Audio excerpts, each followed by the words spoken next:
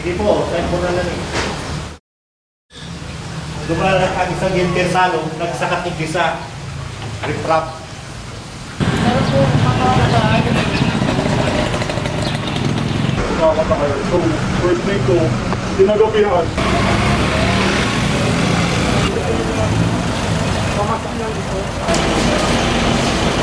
Ngunyan po, ang gusto ko ikutan na madiretso kaming barangay.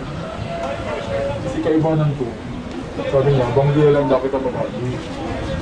Kaya ako wala ba na, nagsunod din ako sa instruction mo. Ano pa po, alam mo yan eh. 4 days na, 5 days. Sabi ko yan, baka isa lang kami duman sa mga hali kong Maynila. Ali po siya duman sir sa may parting Tabuco, nagbaliw siya sa Salo going Tumabulo, duman po may inabutan sa may likod ni Kagawad Aribalo para di man po malarman tao duman.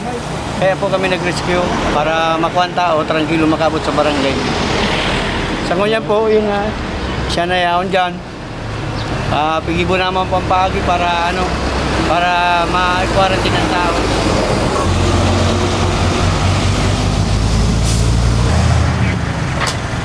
Pero po, ano magkakaroon?